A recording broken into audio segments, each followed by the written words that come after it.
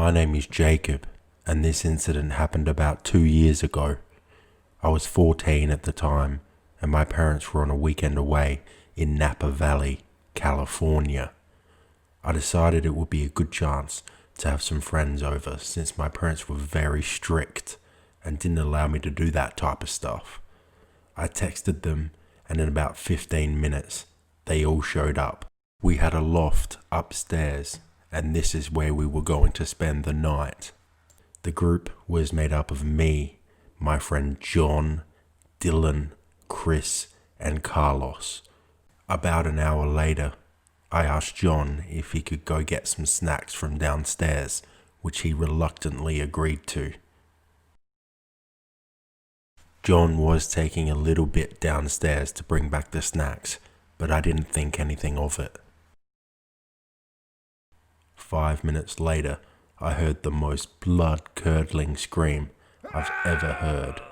Right away, all four of us booked it down the stairs to see what the hell just happened. When we got down there, we all froze. 3 men were standing in my kitchen, and one of them was holding John in a headlock. One man in particular gave me the creeps. I think he must have been their leader.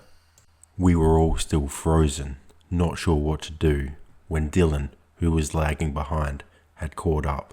He had seen John in a headlock and got furious, and suddenly he ran at the men. Then suddenly, Chris and Carlos followed. I used this time to run up the stairs and grab the 12-gauge shotgun that was sitting in my dad's room. I loaded the shells, locked the chamber, and ran back downstairs. I got down there and I saw Dylan, Chris, and Carlos bloodied and beaten on the floor.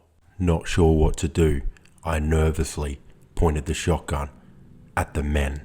The main guy, the creep, had noticed, and he looked very displeased that I had a gun. I summoned the courage and said, "Get out of my house or I'll shoot."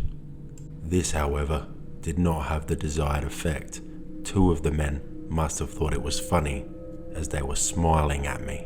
Clearly talking to them was not working, and I needed to take action. I decided to take my gun and fire a warning shot into the air. I pointed the gun at them once again, and it must have had the desired effect because suddenly they were gone. I alerted my friends and let them know that it was now safe. They started picking up their bloodied bodies off the floor. I called the police along with an ambulance to come to my house. All of us were questioned, except for John, because one of the burglars had broken his arm in the scuffle he had had with the robbers. The cops called my parents, who were proud of me for standing up and protecting my friends. The men were never caught, and I know you're thinking this story is fake, but what I witnessed that night was the furthest thing from it.